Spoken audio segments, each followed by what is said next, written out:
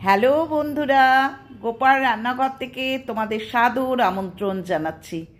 বন্ধুরা, আজকে নিয়ে এসেছি হচ্ছে চিকেনের একটি অত্যন্ত সুস্বাদু বা লোভনীয় আইটেম, সেটা হচ্ছে চিকেন মহারানি। তোমরা যদি আমার চ্যানেলে যাও এবং প্লেলিস্ট দেখো, তাহলে চিকেনের অনেক রকম রেসিপি তোমরা করতে পারবে। আজকে যেটা করছি সেটা আমার রিকোয়েস্টেড ভিডিও। আমার বন্ধু টিঙ্কু, তুমি বারবার রিকোয়েস্ট করেছিলে যে চিকেন মহারানিটা যেন আমি আমার চ্যানেলে দেখাই।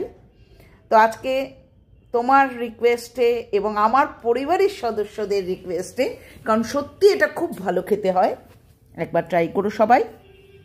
তো এই চিকেন মহারানিটা করার জন্য আমি কিভাবে করছি দেখো। মহারানি তো তাকে সাজাতে গুজাতে, তাকে ভালোভাবে পরিবেশন করতে তো একটু পরিশ্রম হবেই। সুতরাং দেখো কিভাবে করছি। প্রথমে আমি 1 কিলো চিকেনকে কেটে ধুয়ে পরিষ্কার করে নিয়েছি, ঠিক আছে। তারপর আমি সব কিছু পার্ট বাই পার্ট দেখাচ্ছি। একটা মশলার গুঁড়ো করে নিয়েছি, সেটা হচ্ছে 2 চামচ সাদা জিরে, 2 চামচ মৌরি এবং 2 চামচ ধনে। এটাকে ভেজে গুঁড়ো করে নেব। এখানে একটা মশলা করেছি, একটা পেঁয়াজ, 5টা কাঁচা লঙ্কা, 1 ইঞ্চি থেকে 1.5 ইঞ্চি আদা এবং 6টা থেকে 7টা রসুন। আর এখানে আরেকটা পেস্ট করব, সেটা হচ্ছে 10টা থেকে 12টা কাজু বাদাম, অ্যালমন্ড থাকলে অ্যালমন্ডও দেবে, কিশমিশ এবং টক দই দিয়ে একটা পেস্ট করেছি। এরপর করছি বন্ধুরা চিকেনটাকে ম্যারিনেট। এটা করার জন্যে প্রথমে আমি 1 চামচ নুন নিয়েছি, অর্থাৎ লবণ। আর এরপর দিচ্ছি হচ্ছে 1 চামচ কাশ্মীরি লঙ্কার গুঁড়ো। বেশি করেই দেবে কিন্তু, কারণ কাশ্মীরি লঙ্কার গুঁড়োটা দিলে দেখতে সুন্দর হয়। আর দিচ্ছি হচ্ছে কাসুরি মেথি। কাসুরি মেথিটা দু হাতের তালুতে একটু ঘষে নিয়ে কাসুরি মেথিটা দেবে। এটা 1 চামচের চেয়ে একটু বেশিই দেবে। আর দিচ্ছি হচ্ছে আদা রসুনের পেস্ট। সবসময় চিকেন করার জন্য একটু রসুনের ভাগটা বেশি থাকে, অর্থাৎ যদি 2 চামচ রসুন বাটা থাকে তাহলে 1 চামচ আদা বাটা দেবে। এরপর দিচ্ছি হচ্ছে টক দই। এই টক দইটা বেশি মাত্রায় দিতে হবে। 1 কিলো চিকেনের জন্য আমাকে 200 থেকে 250 গ্রাম টক দই দিতে হয়েছে। এবার গোটা চিকেনটা আমি হাত দিয়ে মাখবো। দেখেছ, সুন্দর করে হাত দিয়ে মাখবো। বন্ধুরা, একটা কথা বলি, এখানে কিন্তু স্পুন ব্যবহার করো না বা হাতা ব্যবহার করো না। কারণ হচ্ছে হাতে থাকে ভালোবাসা। এই ভালোভাবে মাখার জন্যে প্রত্যেকটা চিকেনে যেন মশলাগুলো ভালো করে মাখানো হয়, দইটা ভালো করে মাখানো হয়। সুতরাং হাতের ব্যবহারটা বিশেষভাবে জরুরি। এইবার ম্যারিনেট করে তুমি 2 থেকে 3 ঘন্টা যদি রেখে দিতে পারো তাহলে তো খুবই ভালো হয়। আর হাতে যদি সময় না থাকে, শেষ মোমেন্টে করতে না, অন্তত আধ ঘন্টা আগে ম্যারিনেট করে রেখো। কারণ দই দিলেই দইটা কিন্তু একটু সুন্দরভাবে মজে যাওয়ার দরকার আছে। চিকেন ম্যারিনেশন হয়ে গেল, এরপর ঢাকা দিয়ে রাখো চিকেনটাকে। দেখেছো আমি কিভাবে ম্যারিনেট করেছি? আমি ঘন্টা 2-এর জন্যে ঢাকা দিয়ে রেখে দিলাম। এরপর দেখো এই পেস্টটা যেটা করেছি সেটা হচ্ছে ওই 4-5টা কাঁচা লঙ্কা, 1 থেকে 1.5 ইঞ্চি আদা, একটা পেঁয়াজ এবং 4 থেকে 5 কোয়া রসুন দিয়ে হয়েছে এই পেস্টটা করেছি। এখানে দেখো আমি শুকনো লঙ্কাকে, কিন্তু তোমরা চিলি ফ্লেক্সও ব্যবহার করতে পারো, কিন্তু আমি কিন্তু শুকনো লঙ্কাকে জাস্ট শুধু মিক্সিতে গুঁড়িয়ে নিয়েছি। মশলার গুঁড়ো 2 চামচ ধনে, 2 চামচ জিরে এবং 2 চামচ মৌরি ভেজে গুঁড়ো করেছি। আর তার পাশে যে মশলাটা দেখছো সেটা জায়ত্রী, জায়ফল, দারচিনি, ছোট এলাচ এবং গোলমরিচকে ভেজে গুঁড়ো করেছি। এই যে এইটা, ঠিক আছে। জায়ত্রী, জায়ফল, গোলমরিচ, ছোট এলাচ এবং দারচিনি ভেজে গুঁড়ো। আর একটা পেঁয়াজকে কুচিয়ে নিয়েছি, 1টা থেকে 1.5টা। এরপর কড়াইতে 3 থেকে 4 চামচ রিফাইন অয়েল দিয়েছি। আমার বাড়িতে হেলথ ইস্যু আছে তাই ঘি দিতে পারিনি। এখানে যদি তুমি হাফ দাও, অর্থাৎ 2 চামচ যদি ঘি দাও আর 2 চামচ যদি রিফাইন অয়েল দাও, বেশি ভালো হয়। 1.5 ইঞ্চি 1.5টা পেঁয়াজ কুচিয়ে দিয়েছি। আমি পেঁয়াজ ভাজাটার উপর সবসময় গুরুত্ব দিই। ভালো করে পেঁয়াজ ভাজাটা যখন হয়ে যাচ্ছে তখন যে পেস্টটা করে রেখেছিলাম, অর্থাৎ 4 থেকে 5টা কাঁচা লঙ্কা,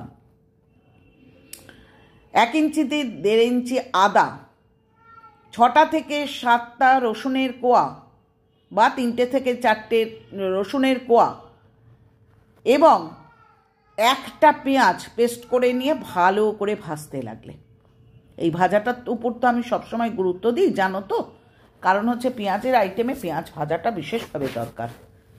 মাংস যেটা ম্যারিনেট করে রেখেছিলাম সেই মাংসটা এবার কড়াইয়ে দিয়ে দিলাম। বেশ কিছুক্ষণ সময় নাড়াচাড়া করার পর আমি কিন্তু এটায়, অর্থাৎ এই কড়াইটাতে লিড চড়িয়ে দেবো, অর্থাৎ ঢাকনা চড়িয়ে দেবো। এখনই কিন্তু মাংসের গন্ধে কিন্তু বাড়ি মম করছে। দিয়ে মিডিয়াম ফ্লেমে কিন্তু আমি কাজটা করব। বন্ধুরা, একটা কথা বলার, যে যখনই তুমি দই দিয়ে ম্যারিনেট করে রাখবে তখন কিন্তু 1 কড়াই জল কিন্তু হবে। ভয় পাওয়ার কিচ্ছু নেই। তুমি ঢাকনা চড়িয়ে যখনই ঢাকনাটা খুলছো, দেখো দেখি কত ঝোল, কিচ্ছু ভয় পাওয়ার নেই। মাংসগুলো ছেড়ে বেরিয়ে যাবে, কখনো না, কিচ্ছু হবে না। নাড়াচাড়া বেশি করো না, জলটাকে শুকোতে দাও। হয়ে গেল, দেখো কোথায় জলটা নেমে গেছে। এরপর কাজু বাদাম, তারপর হচ্ছে তোমার টক দই, কিশমিশ এবং অ্যালমন্ড বাদাম এর যে পেস্টটা করে রেখেছিলাম সেটা আমি কিন্তু ভালো করে কিন্তু ঢেলে দিলাম এই চিকেনের ঝোলটার মধ্যে। দেখেছো কীরকম সুন্দর একটা ক্রিমি টেক্সচার হয়েছে?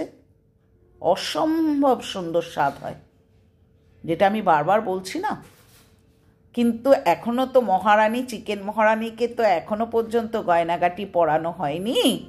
কারণ হচ্ছে এই পর্যন্ততেই কিন্তু শেষ নয়, আসল গয়নাগাটি এখনও পরা বাকি আছে।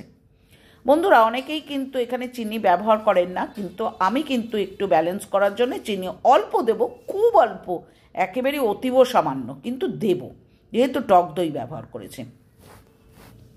অল্প করে চিনি দিয়ে দিলাম। এবার মশলার গুঁড়োর মধ্যে প্রথম দেব হচ্ছে 2 চামচ সাদা জিরে, 2 চামচ ধনে এবং 2 চামচ মৌরি ভেজে যে গুঁড়োটা করে রেখেছিলাম সেটা। তারপর দেখো চিলি ফ্লেক্স থাকলে ভালো, না থাকলে শুকনো লঙ্কাকেই গুঁড়িয়ে নেবে। আর তার উপরে দেব হচ্ছে জায়ত্রী, জায়ফল, ছোটো এলাচ, দারচিনি এবং গোলমরিচ ভাজার গুঁড়োটা। এটার ওপরই কিন্তু গোটা চিকেনের স্বাদটা নির্ভর করে। এই সবকটা মশলা কিন্তু আলাদা করে ভাজবে এবং আলাদা করে গুঁড়ো করবে, কারণ প্রত্যেকের আলাদা আলাদা ফ্লেভার রয়েছে। অসম্ভব সুন্দর খেতে লাগে, অসম্ভব সুন্দর খেতে লাগে, যে বলে বোঝানোর নয়। এই মশলাগুলো যখনই দিচ্ছ তখনই তার যেমন দেখতে হয় আর তেমনি তার মানে গন্ধ বেরোয়, আর তেমনি সেটা সুস্বাদু খেতে হয়। দেখবে এইভাবে যখন তুমি পরিবেশন করছো না, বাড়ির লোকরা একেবারে টপ ফাঁকা করে দিচ্ছে। দেখো কেমন ধোঁয়া উঠছে। আমি ছোট প্লেটে করে পরিবেশন করছি, ধোঁয়া উঠছে। দেখেছো কি সুন্দর হয়েছে? সুতরাং আমার অর্থাৎ গোপার বিনীত অনুরোধ থাকলো প্রত্যেককে যে চিকেনের এই রেসিপিটা একবার ট্রাই করো। সত্যি খুব ভালো খেতে লাগবে। তো আগেই বলেছি এটা রুটি, লুচি, পরোটা, লাচ্ছা পরোটা, তারপর হচ্ছে রুমালি রুটি, তন্দুরি, নান, বেবি নান সবের সাথে চলতে পারে, আটা ময়দার। তাছাড়াও স্টিম রাইসের সাথে চলবে কিনা আমি জানি না, ট্রাই করিনি। তবে পোলাও, বাসন্তী পোলাও, ফ্রায়েড রাইস, তারপর হচ্ছে তোমার জিরা রাইস কিংবা পেঁয়াজ পোলাও, এগুলোর সাথেও খুব ভালো চলবে। তো আজকে গেল আমার চিকেন মহারানী, সেজেগুজে অত্যন্ত সুন্দরভাবে তারা পরিবেশিত হয়েছে তোমাদের সামনে। তো আজকে আসি। পুরনো বন্ধু, তোমাদের আর ছোট করব না, তোমরা এইভাবে আমাকে সমর্থন করো। যেটুকু যা গুটিয়ে মুতিয়ে উঠছি সবই হয়তো তোমাদেরই জন্যে। আর নতুন বন্ধুরা, তোমাদের বলি একটু আঙুলের কষ্ট করো, দয়া করে পাশে থাকা বেল আইকনটা প্রেস করো, চ্যানেলটা সাবস্ক্রাইব করো, লাইক করো, কমেন্ট করো, শেয়ার করো। কারণ হচ্ছে সাবস্ক্রাইব না করলে তো দেখাতে পারবো না, আর তোমরা কমেন্ট না করলে ভালো ভালো রেসিপি দেখানোর ইচ্ছাও জাগে না। সুতরাং আজ আসি, পরের দিন আসবো আবার ভালো কোনো আইটেম নিয়ে। আর একটা রিকোয়েস্ট তোমাদের কাছে, সেটা হচ্ছে 637, 735 করে দিলাম, 37 লাইক, এগুলো লিখো না, এগুলো স্প্যাম কমেন্ট। আমি তাদের কিন্তু পরিবারের অন্তর্ভুক্ত করতে পারবো না, প্রয়োজন থাকা সত্ত্বেও পারবো না, সো সরি। সুতরাং এগুলো লিখো না, ঠিক আছে?